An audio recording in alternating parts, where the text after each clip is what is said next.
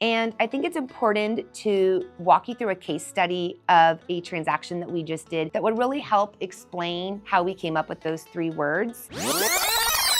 We were recently called by a neighbor of mine because she knew of another one of our neighbors who had just passed away, and the son was going to be inheriting the property. Now, this son had never lived in the property. He actually didn't even live in the state, but he was looking for a real estate advisor to help guide him whether or not he should rent the property out, he owned it free and clear, and make passive income, or if he should sell it and go on his merry way. So he reached out to me along with 5 other agents to kind of get our opinion of what we thought he should do. My initial thought was that he should rent it out. He owned it free and clear, so why not rent it out? He would have probably received about $10,000 each month in rent, and it would increase in value over the years. But being that he didn't live here and he didn't really want the hassle of that, he decided he wanted to sell it. But he was not willing to commit to any agents at this point in time. He was not in a hurry, and he wanted to really take his time thinking about this. So months went by, and during that time, he reached out to me and asked me for a list of vendors. He wanted to know if I had a painter or a plumber or an electrician.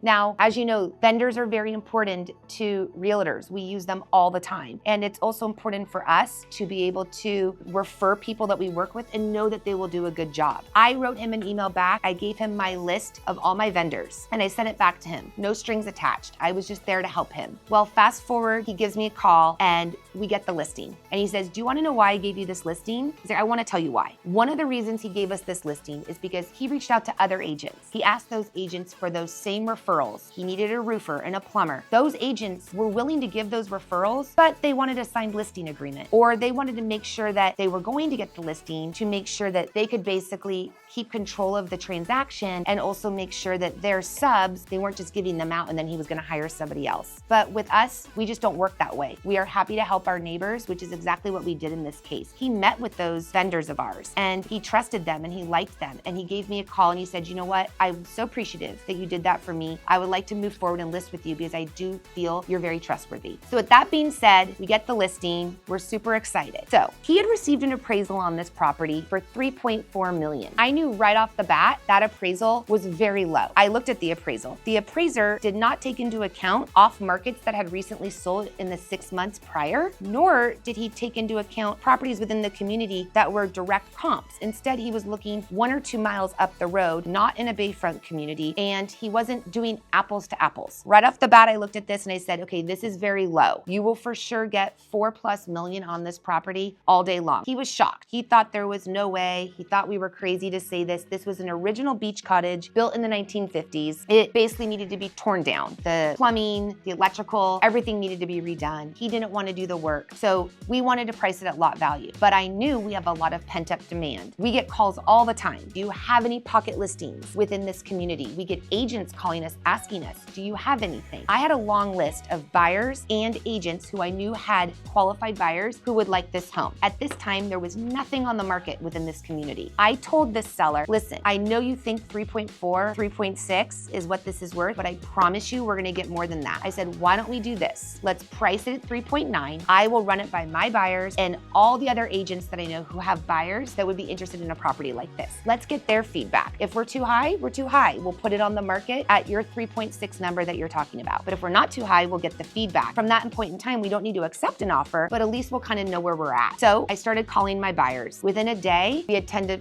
15 showings lined up. So we proceeded ahead with the showings and no surprise at all, there was a lot of interest. In fact, word spread like wildfire. My phone started ringing from other neighbors, other agents within the community asking if they could see the property. It is the perfect position to be in. Everybody knew we were not going on the MLS for a few weeks. And so if someone really wanted this property, they were going to have to really step up to keep us from going on the active market. With that being said, the offers started rolling in. We actually wrote offers for our own buyers who in the end weren't willing to step up to the price that a couple other buyers were willing to do, who eventually did get the property. We told everybody it was 3.9. We ended up getting into escrow within 3 days of our first showings. We were telling everybody 3.9 million. To no surprise, we ended up selling it for $4,350,000 to a lovely lady who had lived in the community years ago and really wanted to get back into the community. She really missed it. So with this case study, you can really see authentic authentic, connected, trusted. It was due to our connections with buyers that we have and qualified, reputable agents that we work with all the time that bring in really good buyers that we were able to show our seller, you're way underpriced at 3.6. Don't listen to that appraisal. We got him $4,350,000. Needless to say, he was extremely excited and extremely grateful for us. He just felt that we always had his best interests the whole way through. We were not about getting the quick sale. We would have ended up going on the MLS should he have wanted to, but he did not want to push any more than that $4,350,000. He was happy with it, he was comfortable with it, and so was the buyer on the other side. So needless to say, at the Stiefel McIntosh Group, we really do have our seller's best interests at heart, and we do strive to live by the authentic, connected, trusted each and every day. If you are thinking of selling, give us a call. Our information's in the bio, and subscribe to our channel.